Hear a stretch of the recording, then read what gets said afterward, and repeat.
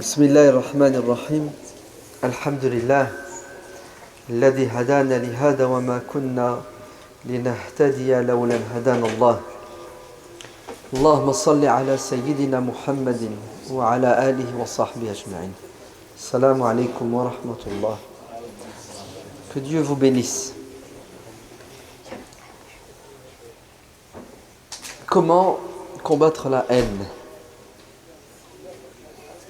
Il est évident que notre religion, l'islam, qui est la religion de tous les prophètes,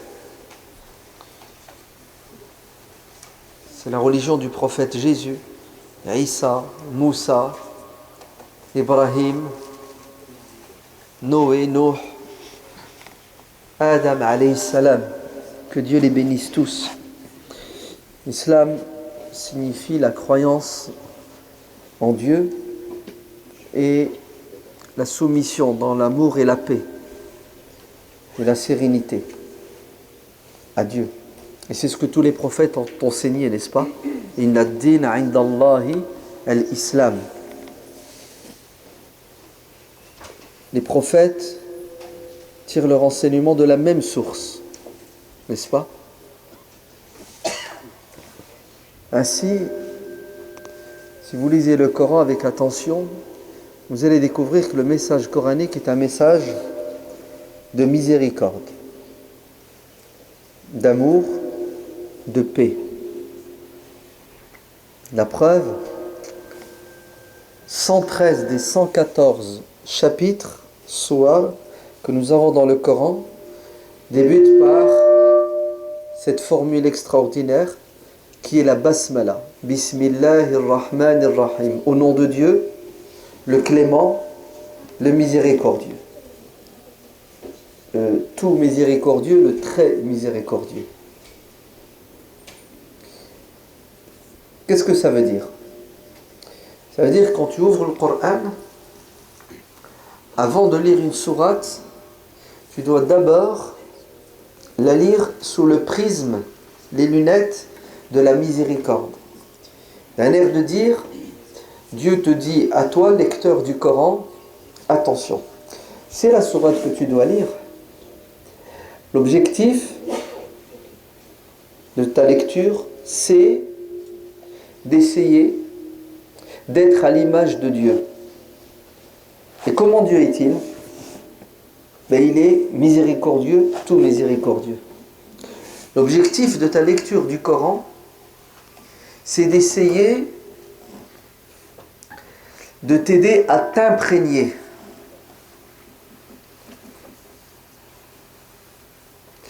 de cette miséricorde, parce que Dieu est miséricordieux, son prophète est miséricordieux, donc nous devons, nous, être à l'image de Dieu, de son prophète, être miséricordieux. En d'autres termes, celui qui se rapproche du Coran et qui essaie de le lire pour trouver dans le Coran des arguments pour pouvoir détester son prochain, développer de la haine, se trompe et s'égare. Celui qui recherche dans le Coran des armes de destruction psychologique trahit le message coranique.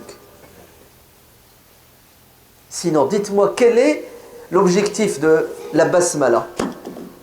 Et pourquoi chaque sourate commence par Bismillahirrahmanirrahim? Pourquoi?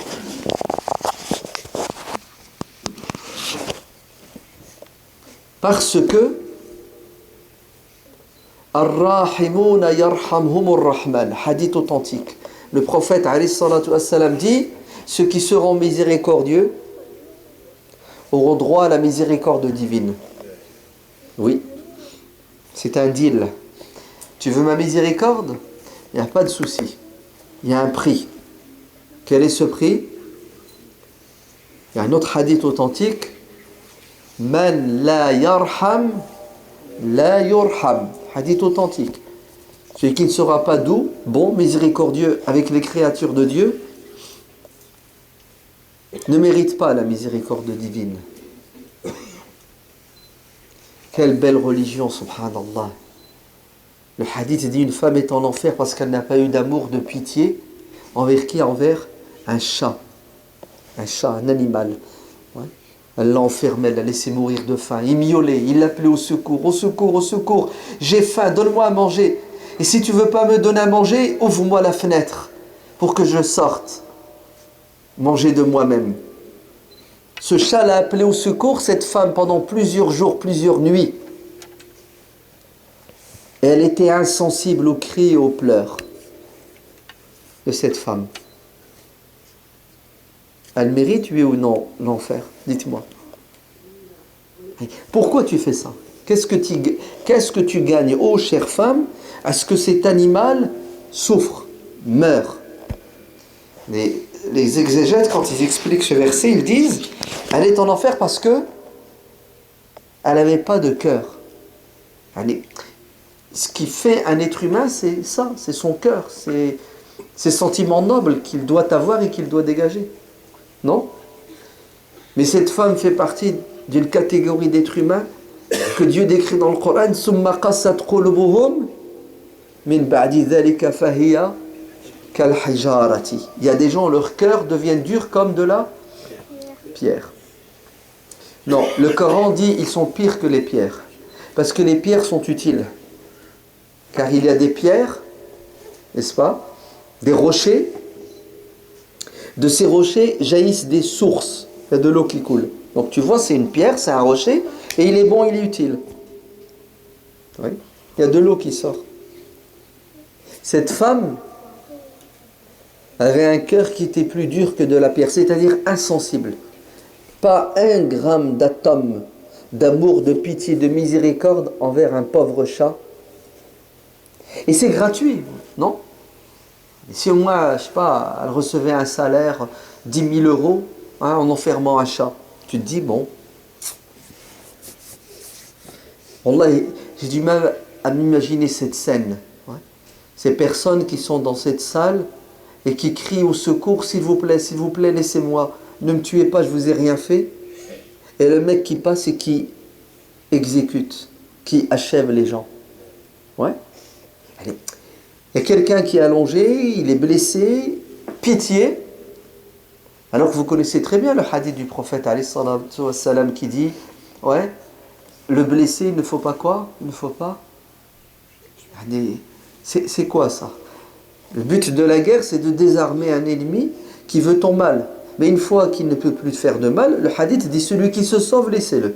Et celui qui jette les armes et qui quitte le champ de bataille, ne courez pas après lui. Parce que le but, c'est pas de tuer. Le but, c'est quoi? C'est d'arrêter une injustice.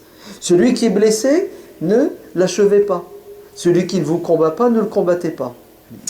Il est connu le hadith. Même Abu Bakr, radiallahu anhu. Imaginez-vous donc la scène. Hein? Imaginez-vous 5 minutes. Vous êtes dans le Bataclan, là. Ouais? Vous êtes par terre, vous êtes blessé. Et vous appelez au secours un être humain en lui disant s'il te plaît. C'est pas soigne-moi, laisse-moi vivant. J'ai une femme, j'ai des enfants. Et aucune pitié, baf, une balle dans la tête. Comprenez ce que ça veut dire avoir un cœur dur comme de la pierre? À la rigueur, tu tues quelqu'un qui vient de tuer ton père, ta mère, tes frères et tes sœurs, tes enfants, etc. Ça s'explique. Ouais, ça s'appelle œil pour œil, dent pour dent. Mais quelqu'un, tu ne le connais même pas, tu ne l'as jamais rencontré, tu ne l'as jamais vu, tu ne sais pas qui est, tu ne sais pas ce qu'il a dans la tête, ni dans le cœur, et ça va, vous me suivez, le chat? Ouais. Celui qui lit le Coran sans s'arrêter sur la basmala va trouver dans le Coran, écoutez bien, des passages qu'il va utiliser pour assouvir des sentiments sataniques et diaboliques. Voilà. Celui qui s'arrête sur la basmala au nom de Dieu, je vais lire le Coran parce que Dieu me l'a demandé et l'objectif de cette lecture c'est d'essayer de m'élever pour que je me rapproche le plus de Dieu. Ouais. Il y a un hadith faible, daif, mais qui est véridique. Takhallaqu bi akhlaqillah.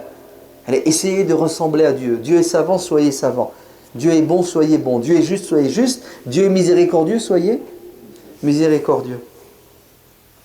Donc celui qui lit le Coran et qui est prédisposé à chercher dans le Coran ce qui va l'aider à purifier son cœur, Allah il se purifiera. Inna hada al-Qur'an yahdi lillati hiya aqwam.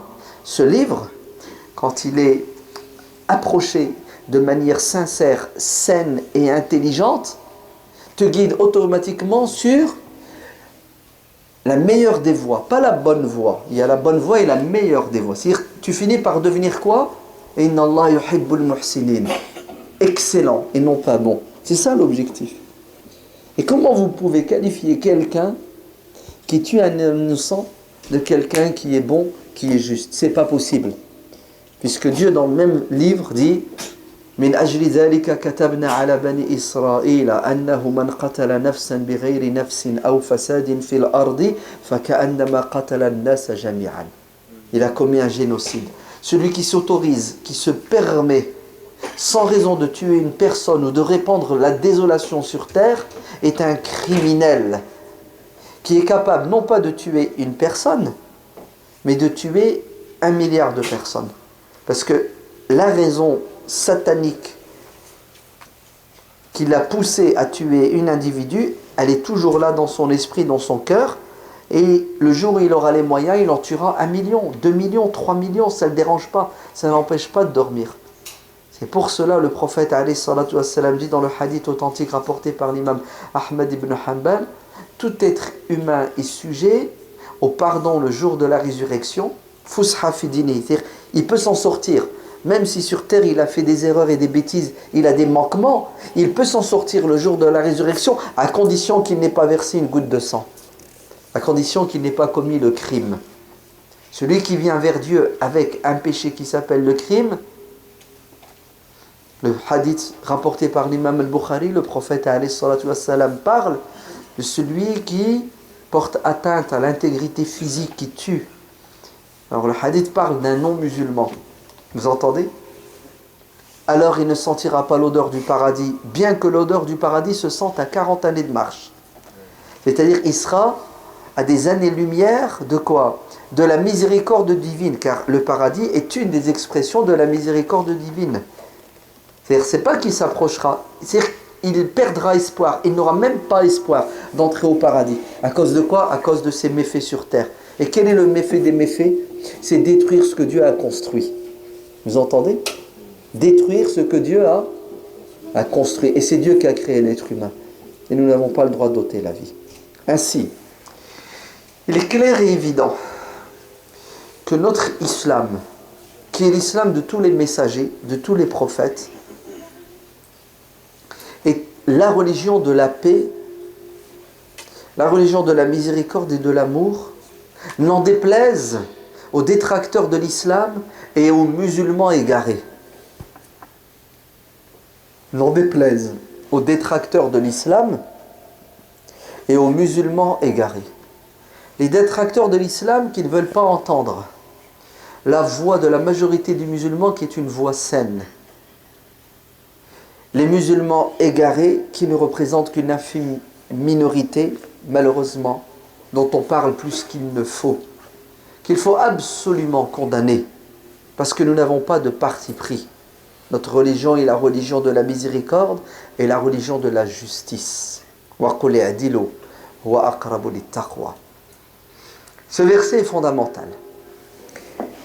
Je vais d'abord vous parler des causes de la révélation du verset pour que vous sachiez pourquoi le Coran s'est adressé comme ça, dans un premier temps, aux compagnons du prophète alayhi salam. L'oligarchie mécoise, les dirigeants de la Mecque, dès le premier jour, ils ont déclaré la guerre au messager de Dieu, le prophète de l'islam, de la paix et de l'amour, alayhi salatu wassalam, qui avait la réputation suivante parmi eux. Il est l'homme de confiance, il est l'homme sincère, il est l'homme de la vérité, l'homme de la justice, l'homme de l'amour. C'était sa réputation. Il était le meilleur, the best, chez tous les Arabes de la Mecque et d'ailleurs. Le jour où le prophète alayhi salatu wassalam, va appeler les siens, son peuple, les petites gens et ceux qui ont le pouvoir, et il va leur demander, vous savez quoi, de se soumettre à Dieu et non pas à leur passion, qui va lui déclarer la guerre? Ce n'est pas le peuple dont il fait partie, mais ce sont ceux qui ont le pouvoir, qui ont peur de ce parti qui est en train de voir le jour. Et ils savent, parce qu'ils ne sont pas bêtes ceux qui ont le pouvoir, que s'ils le laissent s'exprimer en toute liberté, c'est une question de temps pour qu'il gagne les cœurs et les esprits. Parce que son message est convaincant. Quand Ja'far s'est retrouvé devant le Négus, le roi chrétien juste d'Abyssinie, auprès de qui la communauté musulmane opprimée va rechercher refuge, le Négus, qui a écouté Amr ibn al-As, qui s'est fait l'avocat du diable, l'oligarchie mécoise, et qui a accusé l'islam et les musulmans et ses réfugiés de tous les maux. Ce sont des islamistes, intégristes, terroristes, fondamentalistes, avec le vocabulaire de l'époque. Le Négus va écouter les deux sons de cloche, parce qu'il est juste. Il va écouter Ja'far, l'avocat de la communauté musulmane. En lui posant la question, cet homme, le prophète Mohammed, quel est son message? À quoi est-ce qu'il vous invite? Réponse de Ja'far. Écoutez bien. Il nous invite à adorer Dieu sans intermédiaire. Il nous invite au respect, à l'obéissance et à la vénération des parents. Il nous invite à respecter la femme. Il nous invite à prendre soin de qui? De l'orphelin. Il nous invite à être aux côtés des petites gens. Allez, que des principes nobles qui font l'unanimité chez tous les êtres humains normalement constitués. Mais écoutez, l'oligarchie mécoise sait très bien que le message du dernier prophète Mohammed est un danger pour leur intérêt. Parce qu'ils étaient puissants, et malheureusement les puissants ont presque toujours tendance à quoi? À exploiter les faibles. Ils vont lui déclarer la guerre. Et ça sera une guerre sans répit qui va durer pendant 19 années. Jusqu'à ce que le prophète s'assoie à la table des négociations avec ces gens-là pour essayer de trouver un terrain d'entente pour atteindre un objectif qui s'appelle la trêve, la paix. Et il va y arriver à coup de concessions. Le prophète va céder sur pas mal de choses. Et parfois des concessions douloureuses qui ne vont pas être comprises par ses plus proches conseillers, ses élèves, ses compagnons. Et ça sera la première fois dans l'histoire que les compagnons vont désobéir au prophète. Ils vont refuser de lui obéir parce qu'ils sont sous le choc des concessions que le prophète vient de faire. Et le prophète sait ce qu'il fait. Il recule pour mieux sauter. Où le prophète veut mener les siens et les autres, il veut les mener vers un projet commun qui s'appelle vivre dans la paix. Pendant 10 ans, nous faisons une trêve. C'est-à-dire pendant 10 ans, on n'est plus en guerre. C'est ce qu'on va faire? On va échanger. Ouais. On va vivre ensemble. Chacun avec ses différences.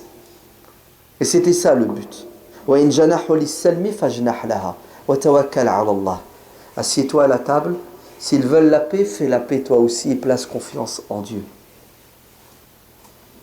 La paix réalisée, il est évident que cette paix a un prix. Des concessions. Et regardez ce qui va se passer. Le prophète a quitté Médine pour aller faire le pèlerinage à la Mecque. Arrivé à la Mecque, on lui a interdit d'accéder au lieu saint. C'est une injustice flagrante. C'est un droit pour tout le monde, mais pour vous musulmans, vous n'aurez pas ce droit. En plus de cela, ils arrêtent le gendre du prophète Uthman ibn Affan, ils l'emprisonnent sans raison. Et un groupuscule de Mécois attaque le camp musulman et essaie de commettre un carnage. Malgré tout cela, qu'est-ce que Dieu dit dans le Coran? Aux musulmans, qui viennent de se faire agresser, qui viennent d'être privés de quoi? D'un droit fondamental. Uthman ibn Affan est arrêté, il est en prison. Il y a une rumeur qui dit qu'il a été tué. Malgré tout cela, écoutez bien, Dieu révèle un verset du Coran qui dit وَلَا يَجْرِمَنَّكُمْ شَنَاءَنُ قَوْمٍ عَلَى أَنْ لَا تَعْدِلُوا. Dans la sourate Al-Maïda, Dieu dit وَلَا يَجْرِمَنَّكُمْ شَنَاءَنُ قَوْمٍ أَنْ صَدُّوكُمْ عَنِ الْمَسْجِدِ الْحَرَامِ. Ils vous ont empêché d'accéder à la mosquée sainte, de faire le pèlerinage. C'est une injustice. Ces gens, vos ennemis, qui vous empêchent de faire le pèlerinage, donc qui vous privent d'un droit, je sais, moi Dieu, qu'au fond de vous-même, vous avez de l'amertume. Vous avez de la haine envers eux. Ce sont vos ennemis, ça fait 19 années qu'ils vous combattent. Ça fait 19 années que vous êtes privés de beaucoup de vos droits. Alors, moi Dieu, je vais vous éduquer en vous rappelant que vous ne devez pas perdre la raison. Ce n'est pas parce que vos ennemis vous combattent et vous privent de droits fondamentaux que vous devez outrepasser les mesures et être aveuglé par Shana'an. Shana'an, c'est quoi? C'est le mépris, la haine, l'aversion. Vous avez sans doute de la haine envers eux, justifiée. Mais cette haine ne doit pas vous aveugler, si bien que vous devenez injuste envers qui? Envers votre ennemi. Et adilu huwa aqrabu littaqwa. Soyez juste. C'est la preuve que vous aimez Dieu et que vous le craignez. Parce que celui qui aime Dieu et qui se laisse diriger par ses passions va entrer en conflit avec la volonté de Dieu. Car c'est quoi la volonté de Dieu? C'est la soumission totale à la parole de Dieu. Et vous savez c'est quoi la parole de Dieu? C'est wa umirtu an a'dila bayna an-nas. Et j'ai reçu comme ordre de Dieu d'être juste avec les gens. Ainsi, Dieu dit au prophète et à ses compagnons: je sais que vous êtes dans une situation difficile et délicate. Vous venez de subir une hugra, une injustice flagrante. Ne vous laissez pas emporter par la passion, par la haine. Eh oui, c'est ça la force d'un musulman. C'est qu'il arrive à quoi? Prendre ses distances avec son ego, avec son nafs. La raison, écoutez bien, doit nous guider en permanence avec la révélation. L'aql ou an-naql. La raison et la révélation sont nos garde-fous pour éviter d'être égarés par nos passions, nos faiblesses et la pression et la manipulation. Sinon, tu vas devenir victime. La haine va t'aveugler. Et si la haine t'aveugle, tu désobéis à Dieu et à son prophète et tu fais du mal et tu deviens injuste. Juste après la bataille de Badr, un homme est fait prisonnier. Il s'appelle Suhayl ibn Amr, qui était un ennemi déclaré du messager de Dieu et de l'islam. Il est fait prisonnier au champ de bataille. Les Mécois sont venus de la Mecque à Médine pour éliminer la communauté musulmane. Il perd cette bataille. Suhayl est arrêté. On le ramène au prophète. Prophète, le voilà le criminel de guerre. Vous savez ce que le prophète dit? Libérez-le. Libérez-le. Vous voyez que ce n'était pas un homme sanguinaire, le messager de Dieu. Libérez-le. Ses lieutenants sont choqués. Et parmi ses lieutenants les plus fidèles, Omar ibn al-Khattab, prophète, libérez Suhayl. Il vient de faire 500 km pour nous faire la peau. Il a un passé satanique. Et tu veux qu'on le libère? Oui, libérez-le. On n'a pas le choix, il faut obéir au messager de Dieu. Prophète, avant de le libérer, est-ce que tu m'autorises et tu me permets, écoutez bien, à lui retirer ses dents, les incisives. Ouais. Le prophète lui dit pourquoi? Il lui dit comme ça, il n'osera plus jamais prendre la parole en public pour répandre la haine envers l'islam et les musulmans. C'était un orateur. Réponse du prophète, alayhi salatu wassalam, non, car je crains que si tu lui fais ça, Dieu me le fasse. Allahu Akbar. Œil pour œil, dent pour dent. Je crains que si tu le mutiles, ouais, Dieu me mutile. Oh que c'est beau. Ya Omar, je comprends cette amertume que tu as, cette aversion. Tu as de la haine envers cet homme après tout ce qu'il nous a fait. Mais c'est pas comme ça qu'on résout nos problèmes. Moi je te donne un conseil. On va le libérer et tu verras que nous allons le neutraliser avec l'amour. Eh oui. Et vous savez ce que va faire Suhail ibn Amr? Il se convertira à l'islam. Et il va devenir l'avocat de l'islam et des musulmans. Et juste après la mort du prophète, les Mécois ont failli devenir des renégats. Et qui va prendre la parole en public et les garder dans la raison? C'est Suhail ibn Amr ibn al-As. Suhail ibn Amr. Radiyallahu anhu. Ya Omar, il ne faut pas que la haine t'aveugle. L'esprit de vengeance prenne le dessus sur la miséricorde. Et c'est impressionnant comment le prophète alayhi salatu wassalam était miséricordieux. Est-ce que c'est qu'il y a un homme qui s'appelle Habbar ibn al-Aswad? Habbar ibn al-Aswad, c'est l'homme qui, lorsque la fille du prophète Zainab a voulu quitter la Mecque pour aller à Médine, sur sa chamelle, enceinte, c'est Habbar ibn al-Aswad qui va l'agresser. Elle va faire une chute, elle va faire une fausse couche, une hémorragie et elle va mourir. Cet homme, Habbar ibn al-Aswad. Est-ce que vous savez que Habbar ibn al-Aswad va se convertir à l'islam? Et que le prophète alayhi salatu wassalam va lui dire, on tourne la page. Allez, celui qui a tué sa fille, ouais, devient un proche du messager de Dieu. Et le prophète tourne la page. C'est fort quand même. Hein? Tu te dis, mon Dieu, mais il n'y a pas un peu de haine quand même? Je suis un petit peu. Ouais, ma fille bien-aimée. Ouais, non? Son oncle bien-aimé Hamza. Celle qui a ordonné son assassinat, Hind binto Utba. Et c'est pas seulement qu'elle l'a assassiné, elle l'a assassiné via Wahshi. C'est ça? Et elle va le mutiler. Elle va l'éventrer. Prendre son foie et le mâcher. Découper ses oreilles et son nez, en faire un collier. Ça s'appelle de la haine. Hein? Ça s'appelle de la barbarie. N'est-ce pas?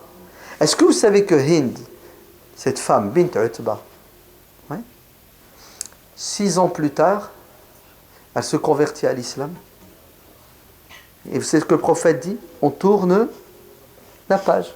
Al-Islamu yajubbu ma qablahu. C'est fort quand même, non? Vous ne trouvez pas que c'est fort? Est-ce que vous savez que son ennemi le plus farouche, il s'appelle Abu Jahl, Amr ibn al-Hisham. Il avait un fils, Ikrima. Tel père, tel fils. Lorsque le prophète alayhi salatu wassalam rentre victorieux à la Mecque, Ikrima se sauve. Il fuit parce qu'il sait que, il pense que ce qu'il attend c'est, il est mort. Ouais. C'est un criminel de guerre, hein, attention, hein, un nazi. Vous savez son épouse Kalsoum, qu'est-ce qu'elle fait? Elle vient voir le prophète alayhi salatu wassalam, elle dit, ô messager de Dieu, si je ramène mon mari, est-ce que tu es prêt à tourner la page et lui pardonner? Il a dit, bien entendu. Dieu ne m'a pas envoyé pour tuer les gens. Il m'a envoyé pour apporter la vie aux gens. Il m'a envoyé comme miséricorde. Je ne suis pas un monstre. Et entre nous, vous le savez très bien. Oui, prophète, on sait, mais quand même, il y a un petit doute. Ouais. Avant, tu n'étais pas en position de puissant, de fort. Ouais, c'est nous qui avions le pouvoir et la force militaire. Aujourd'hui, on a perdu, on est vaincu, c'est toi qui es fort. Donc, tu sais, comprends-nous. On te craint, on dit tu vas te venger. Maintenant que tu es puissant, tu vas nous faire payer la facture. Mais non, vous n'avez pas compris qui je suis à 100%. Je vous ai expliqué. Je suis un homme dans une forêt le soir qui allume un feu. Et la chaleur et le feu attirent les insectes dans le noir. Et vous savez ce que fait cet homme tellement il a de la pitié et de l'amour? Il ne veut pas que les insectes se jettent dans le feu, il les repousse. À la différence de celle qui a tué un chat, notre prophète essaie de sauver des moustiques. Vous avez vu? Il repousse les insectes. Ouais. Je sais pas, moi j'allume un feu, celui qui veut se jeter dans le feu, il n'a qu'à cramer, c'est son problème. Lâche-moi les baskets, moi. Je sais pas que ça à faire toute ma vie à protéger les insectes du feu. Ouais, mais ça c'est moi. C'est vous, c'est moi. Un peu d'égoïsme, non? Ouais, un peu de pierre dans les cœurs. Mais pas lui. Lui, toute sa vie, vous savez qu'est-ce que ça a été? Ça a été de l'altruisme, du sacrifice, de la privation pour que les autres puissent vivre heureux sur terre et dans l'au-delà. C'est impressionnant le caractère miséricordieux de notre messager alayhi salatu wassalam. Il est trop fort, il est trop beau. Oui. Je suis une miséricorde. Ces insectes, j'ai pitié d'eux. En fait, c'est une métaphore, une image. Je suis cet homme. Vous êtes des personnes inconscientes qui allez vers le feu pour tomber dedans. Et mon devoir, c'est de vous prévenir et de vous protéger. Je suis un pompier qui est venu éteindre les feux. Eh oui. Ikrima va revenir, sa femme, elle va le récupérer. Et il ne voulait pas, il avait peur. Il lui dit, mais tu n'as rien à craindre. Il m'a donné sa parole que tu seras en sécurité. Est-ce que vous savez que Ikrima, face à cette grandeur d'âme de notre messager, va devenir musulman et se convertir à l'islam et devenir un fidèle compagnon. Et tellement le prophète, il avait de l'amour envers Ikrima, c'est ce qu'il dira à ses compagnons, n'insultez pas son père, ne dites pas du mal de son père, parce que ça fait mal à son fils. Allez, ne critiquez pas Abu Jahl en présence de qui? De Ikrima, parce que ça... Vous avez vu jusqu'où il allait? Il respectait les sensibilités de tout le monde. Oui. Très bien. Que l'aversion et la haine que vous pouvez avoir envers des gens qui vous combattent, qui vous font du mal, ne vous aveugle pas si bien que vous allez commettre quoi? Une injustice, en rendant le mal par deux mots. Mieux, c'est ce que nous dit le Coran, juste après.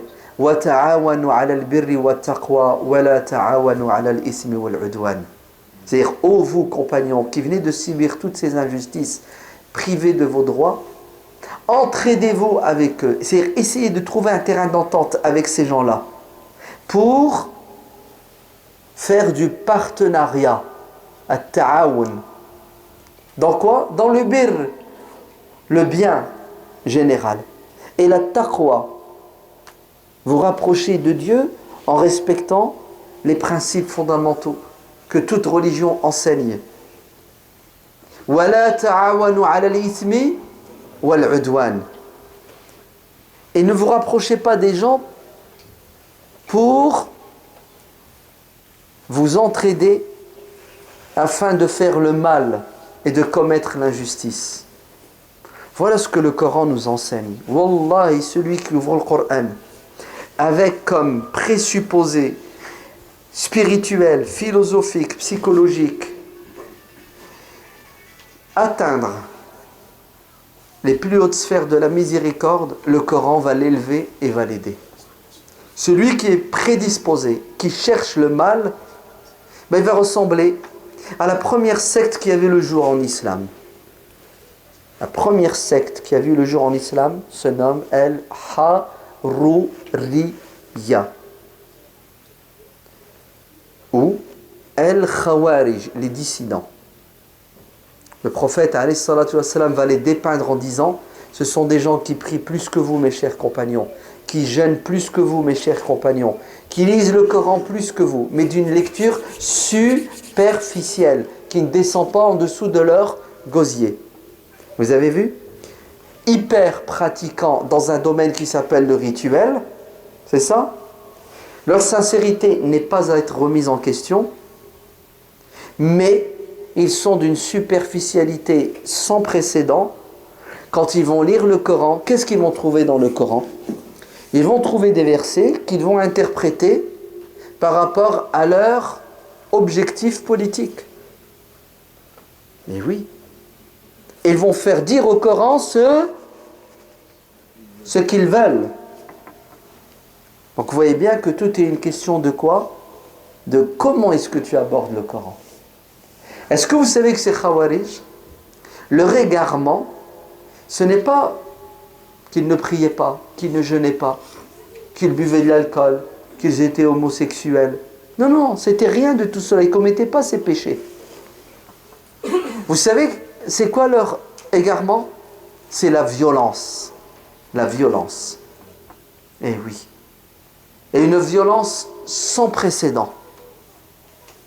Puisqu'ils vont prendre les armes. Et ne croyez pas qu'ils vont prendre les armes contre des non-musulmans. Non, non, non, non.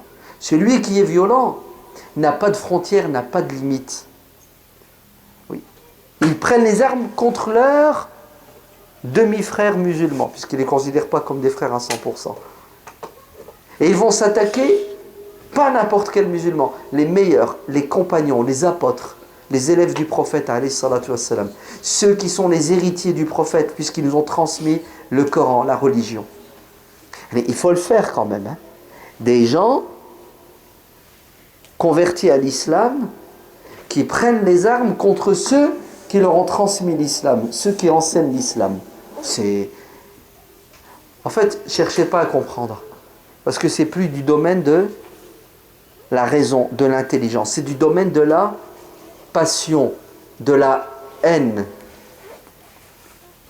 Et les Khawarij vont assassiner les compagnons du prophète, alayhi salatu wassalam, as-sahaba.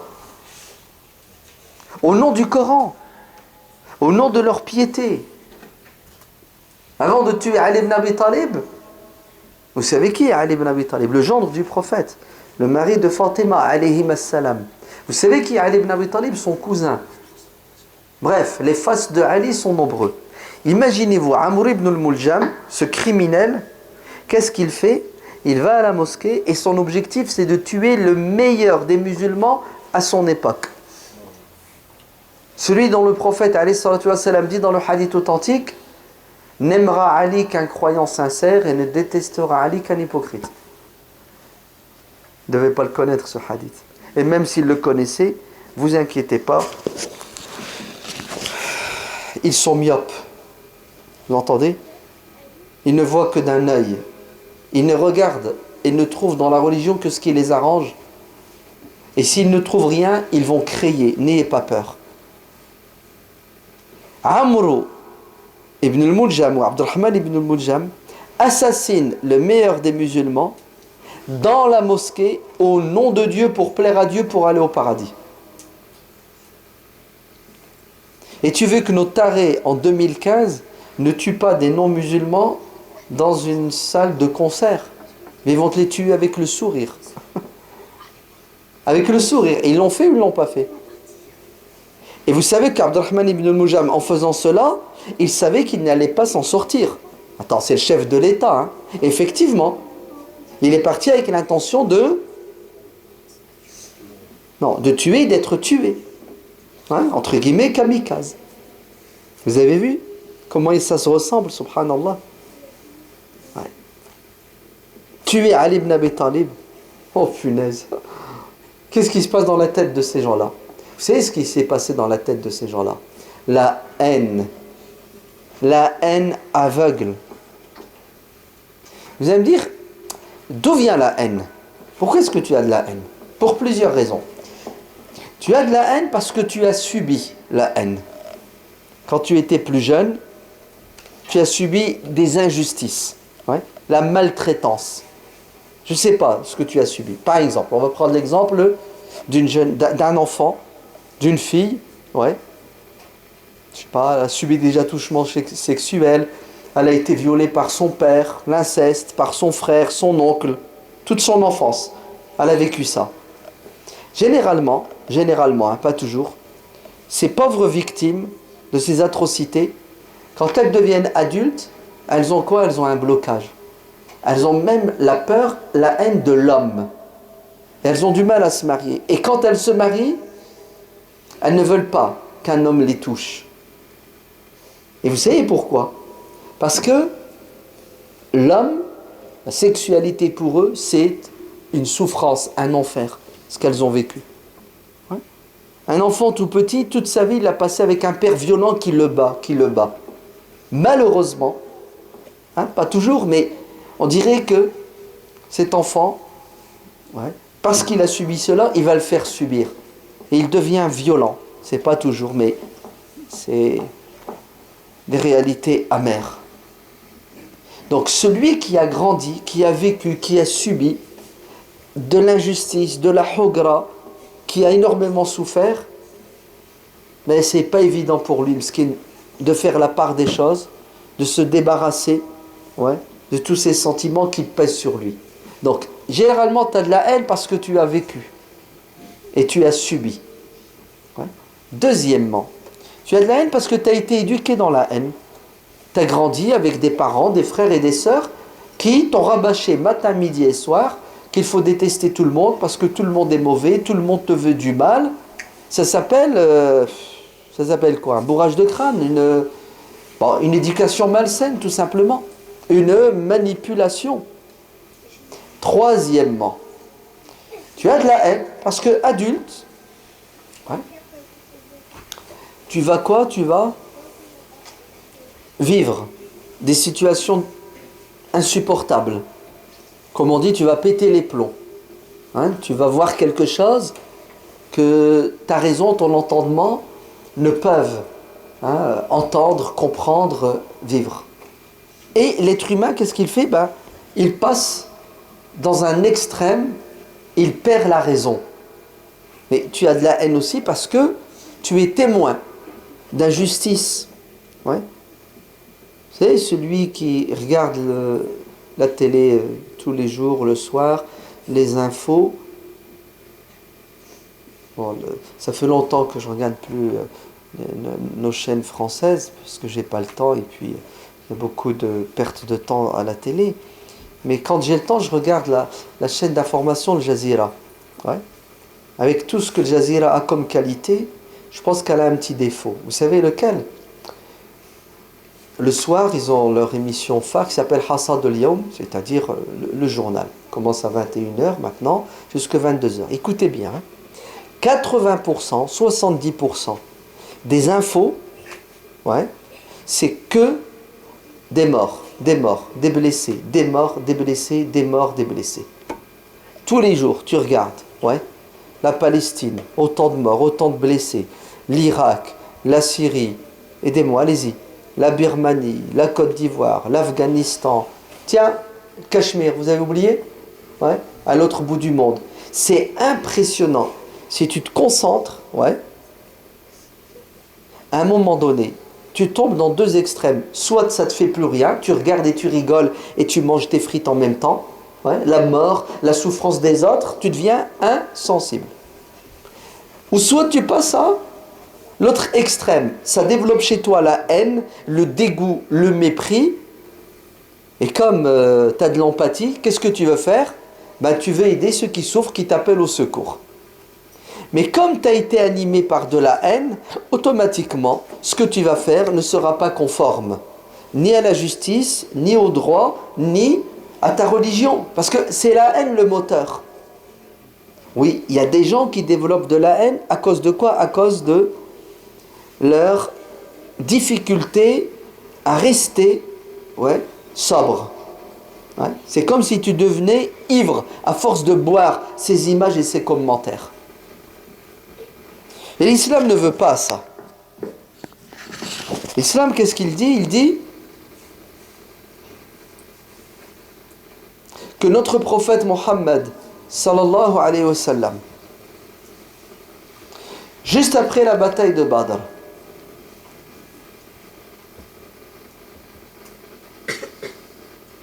qu'est-ce qu'il découvre? Que 70 de ses meilleurs élèves compagnons ont été tués. Et parmi eux, Mus'ab ibn Umayr, celui qui est à l'origine de la conversion de la plupart des Médinois, un jeune homme d'une sincérité, d'un dévouement sans pareil. Parmi eux, son oncle Hamza. Et là, c'est la goutte d'eau qui va faire déborder le vase.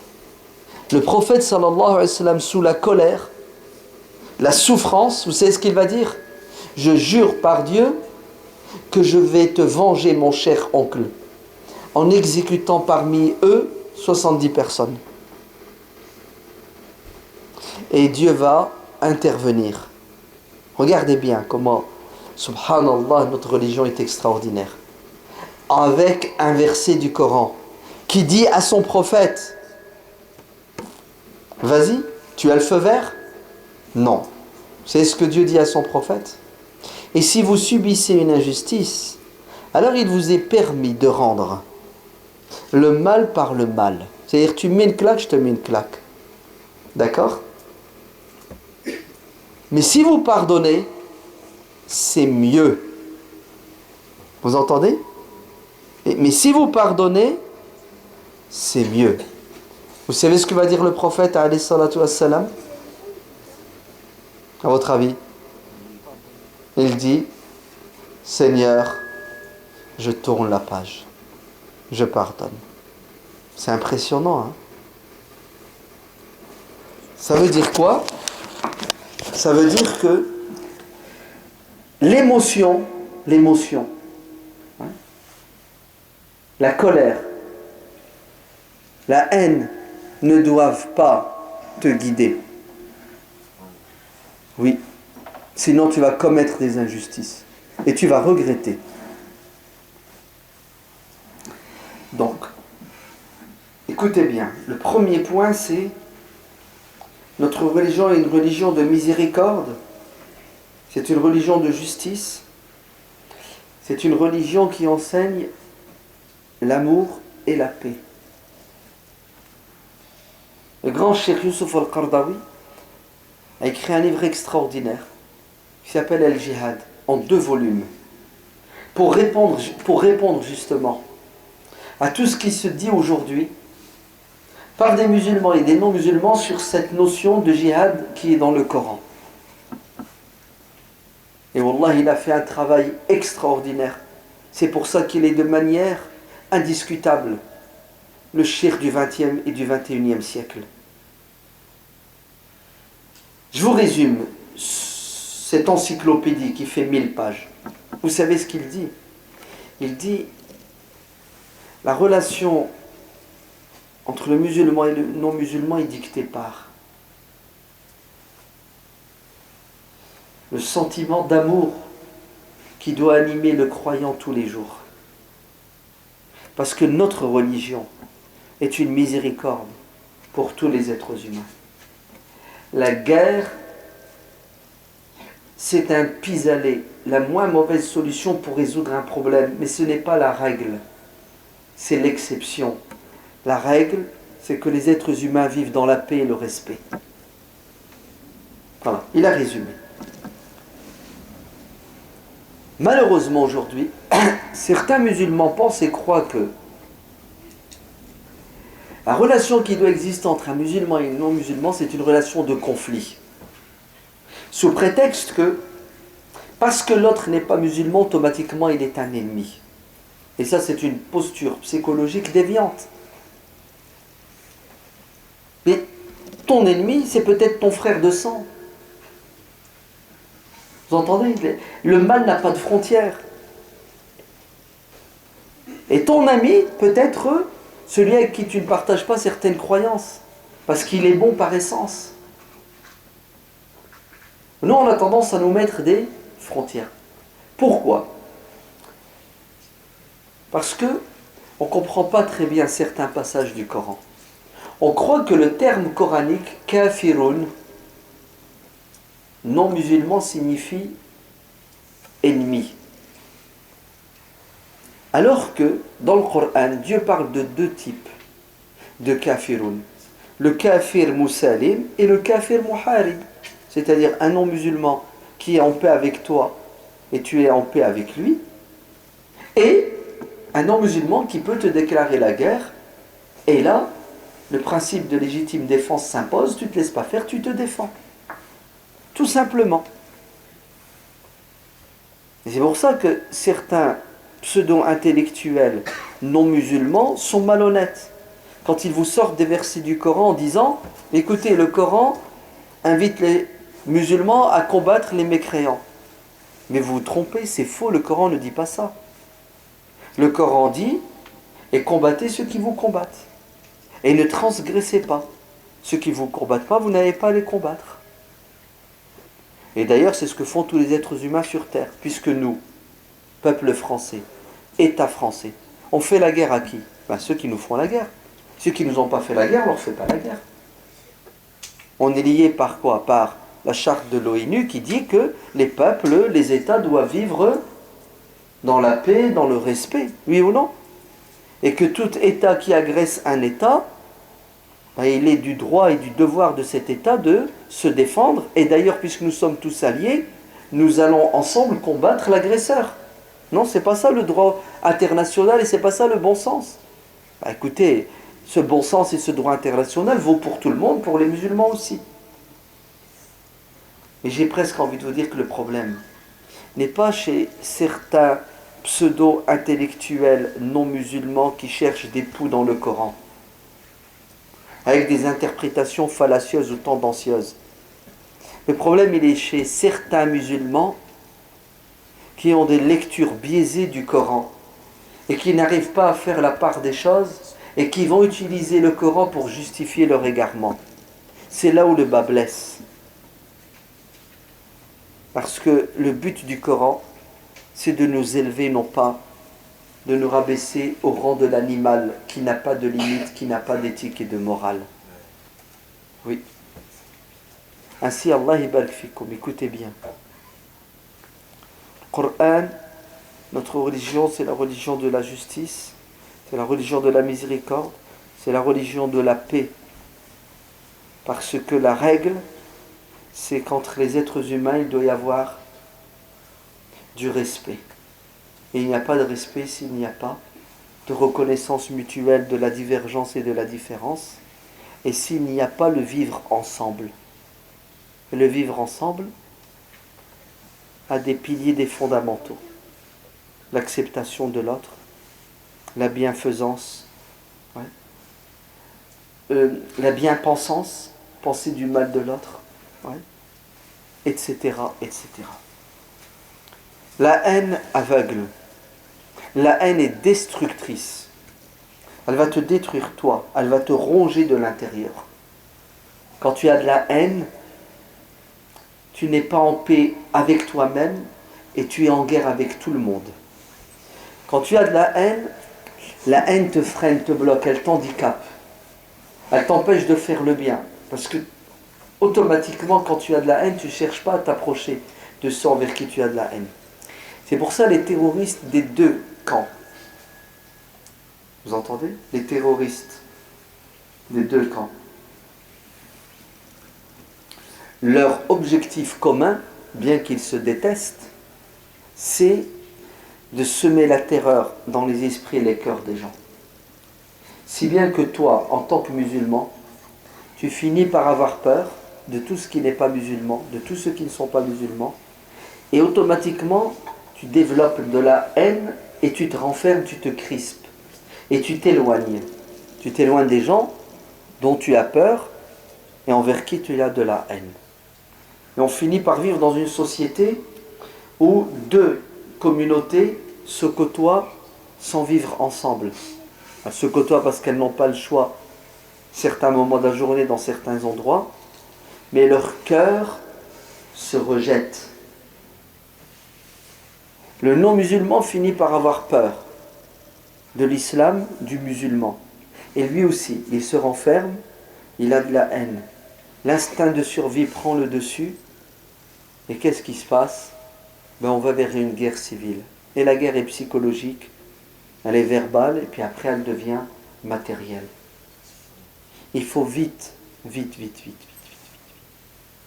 mais très vite, remettre le train sur les rails.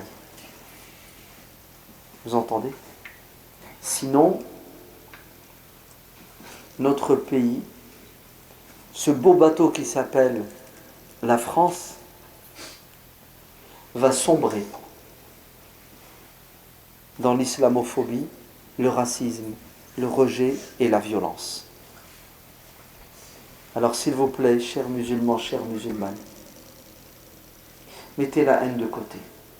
Comme votre prophète sallallahu alayhi wa sallam n'a jamais été envahi, ni gagné, ni manipulé par la haine. Il est haineux. Chers concitoyens non musulmans, ne vous laissez pas piéger par cette propagande islamophobe, par le piège tendu par les criminels, quelle que soit leur religion, leur confession, qui veulent pousser justement au conflit de civilisation.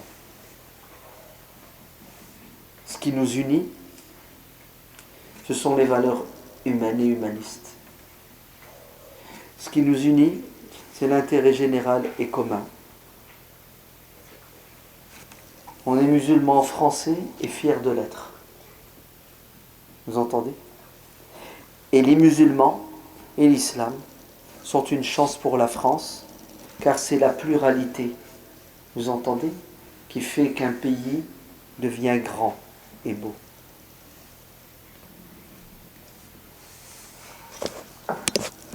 Très bien.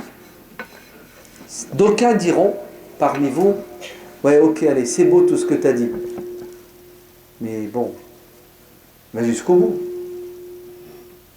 Tu fais quoi alors de tous ces musulmans qui se font tuer, massacrer, bombarder matin, midi et soir? En Irak, en Syrie, en Afghanistan, en Palestine. Pourquoi tu ne dis pas que ceux qui font ça sont des criminels, sont des fanatiques et des terroristes? Et c'est ce qui se passe dans la tête, n'est-ce pas? C'est ce qui se trame dans la tête de beaucoup de musulmans. Et ma main a coupé que ceux qui ont commis ça, peut-être que certains parmi eux l'ont fait en réponse à quoi, hein? Des exactions que subissent des musulmans ailleurs. Et vous savez ce qu'ils vous disent? Œil pour œil, dent pour dent. Ils nous ont fait du mal, on va leur faire du mal. N'est-ce pas? Très bien. Allons-y, discutons, dialoguons. 1. Personne ne peut nier, sauf quelqu'un de malhonnête, que la plupart des guerres et des conflits aujourd'hui ont lieu dans le monde musulman. 80% des réfugiés sur terre aujourd'hui sont musulmans. On dirait que le monde musulman s'enfonce. Dans quoi? Dans la misère, dans la guerre, dans la souffrance. À cause de qui et à cause de quoi? Soyons justes et honnêtes. Les premiers responsables de ce qui se passe dans le monde musulman, ce sont les régimes dictatoriaux, despotiques. Oui. Ce sont ces gens qui dirigent le monde musulman et qui, au lieu de répandre la justice, la liberté, l'égalité, répandent, vous savez quoi? La pire des choses, la pauvreté. Pousse les gens à oublier Dieu. Et ça date pas d'aujourd'hui. Ça a 40 ans, 50 ans, 60 ans. Les peuples se sont battus pour avoir leur indépendance, les guerres de décolonisation. Et ils rêvaient, les pauvres, en disant, on va mettre le colon dehors et nous allons devenir libres et indépendants et nous allons vivre dans un pays où il y aura de la justice, de la liberté, de l'égalité, de la fraternité. Et les peuples se sont fait avoir. Se sont fait avoir par des tyrans, des despotes, par l'armée, par des vendus, par des traîtres, par des hypocrites qui ont pris le pouvoir et qui ont et qui ne cesse d'exploiter les petites gens. Les premiers qui sont à l'origine des malheurs des musulmans aujourd'hui, hier et encore pour quelques années, ce sont les pharaons qui dirigent le monde musulman. Ça, c'est la première raison, la première cause, les premiers responsables. Les deuxièmes responsables, ce sont des puissances étrangères, extérieures, occidentales, qui soutiennent ces régimes-là, leur donnent les moyens, la logistique, leur donnent même les armes. Vous savez pourquoi ? Pour continuer à exploiter, à prendre, parfois à voler les richesses. On nous a parlé là toute cette semaine, certains courageux disent, écoutez, Daesh, son pétrole, il le vend à qui ? À qui ? Qui achète le pétrole irakien que Daesh vend ? Ce sont les multinationales occidentales, américaines, européennes. Vous entendez ? Le commerce. Sans foi ni loi, pas d'éthique, pas de morale. D'ailleurs, Daesh, il a des armes, il ne fabrique pas. À ma connaissance, il n'a pas d'usine de fabrique d'armes. Commerce, business des armes. Ouais, plus il y a de guerre, plus il y a de conflits, plus mon économie tourne et je m'enrichis. Le lobby du pétrole, le lobby des armes, tout simplement le lobby des médicaments, le lobby 1001 groupes qui vit des malheurs des gens. Oui. Moi, je me souviendrai toujours du coup d'État en Algérie, 1991, c'est ça ? Il y a eu des élections libres et démocratiques en Algérie. Normalement, on doit respecter le peuple algérien, vacciné et majeur, qui a choisi un parti. Ok, ce parti ne te plaît pas, tu l'appelles le diable. Mais allez, les Algériens sont vaccinés majeurs. Ils choisissent qui ils veulent. Et si ce parti qu'ils ont choisi n'assume pas ses obligations, prochaines élections, il est quoi ? Il est viré, on le remplace. C'est pas ce qu'on fait, nous ? Tous les 4 ans, tous les 5 ans. On a des élections, la régionale, bientôt. Présidentielle, législative. Que le meilleur l'emporte. Regardez ce qui s'est passé. Le peuple algérien a voté. Le monde entier va se coaliser contre le peuple algérien. Coup d'État en Algérie. Le peuple algérien va payer la facture de quoi ? De sa croyance en la démocratie, en la liberté pendant 10 ans. Avec le terrorisme. Des dizaines de milliers de morts. Plus de 100 000, 150 000 morts, 200 000 morts. Un traumatisme qui dure encore jusqu'aujourd'hui. Même chose, le peuple égyptien. Le peuple égyptien a choisi, il a voté, et on fait quoi ? On soutient le coup d'État, on lui vend même des armes. Il est clair et net que soutenir les despotes et les tyrans, c'est un crime. Nous n'avons pas le droit, en tant que puissance occidentale, qui croyons en nos valeurs de démocratie, des droits de l'homme. Vous poussez des peuples à quoi ? À ne plus croire en la démocratie, aux droits de l'homme, et à croire en la violence. Et c'est pas juste, c'est inhumain, c'est hypocrite. Il faut que nous soyons avec les peuples et soutenir les peuples dans leur combat pour se libérer, pour qu'ils puissent vivre comme nous vivons nous en France, dans la liberté, dans l'égalité sociale, dans la fraternité humaine. Pourquoi est-ce qu'ils n'auraient pas ce droit, ces pauvres petites gens qui vivent sous la dictature et la privation ? Alors il est évident que les premiers responsables sont les despotes et les dictateurs, et tous ceux qui les soutiennent, et qui les entretiennent, et qui les protègent et qui les préservent, pour des raisons purement économiques ou autres. Mais est-ce que tout ça doit justifier le crime, l'assassinat d'innocents ? Est-ce que vous allez rendre le mal par le mal ? Non, vous n'avez pas le droit, islamiquement parlant, humainement parlant, vous n'avez pas le droit de tuer des innocents. Donc ne mélangez pas, Allah ibarak fikum, les torchons et les serviettes. Les injustices que subissent les peuples, musulmans ou non musulmans, doivent être condamnées. Ceux qui commettent des injustices doivent être condamnés quelle que soit leur religion. Ce qui s'est passé vendredi, ce qui s'est passé toute cette semaine, c'est inhumain. C'est évident que ce n'est pas islamique, parce que notre compréhension de la religion, c'est pas ça. Mais que voulez-vous? On va avoir quelques mois, quelques années de vache maigre, où il va falloir reconstruire ce qui a été détruit dans la tête et le cœur de certaines personnes. Il ne faut pas tomber dans la parano et croire que tout le monde est affecté par les ennemis de la paix. Non. Le peuple français est un peuple civilisé. Nous sommes civilisés, qui sait faire la différence. Mais il y aura des imbéciles. Ça a déjà commencé avec des mosquées qui sont agressées, taguées. Des femmes qui se baladent dans la rue, qui sont agressées. Oui, il y en aura. Qu'est-ce qu'on doit faire? On ne doit pas développer de la haine. On ne doit pas être dans la réaction émotionnelle. Nous devons être dans la construction et travailler comme on travaillait toujours. C'est-à-dire, nos mosquées doivent être des havres de paix. Les portes doivent être ouvertes. Nous devons être dans le social, dans l'humanitaire, dans l'échange, dans le dialogue. Et vous tous, à titre personnel et individuel, vous devez pratiquer votre religion qui vous enseigne le voisinage, le bon voisinage, qui vous enseigne à faire le bien à tout le monde. Vous devez entrer en contact avec les responsables politiques pour leur faire part de ce que vous vivez, de ce que vous ressentez, de vos inquiétudes. Vous entendez?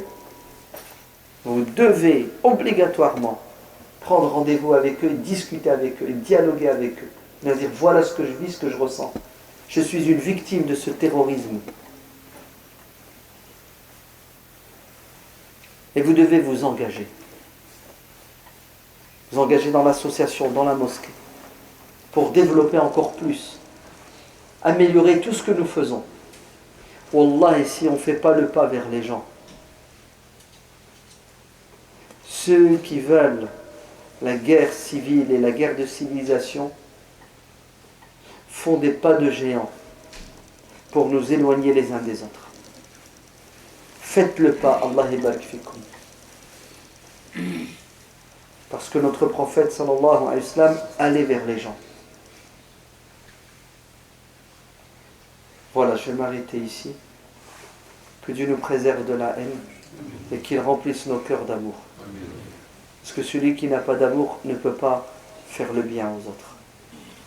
Prions, Allah al-Azim, faisons des du'as pour qu'il y ait la paix sur terre et pour qu'il y ait de la justice sur terre.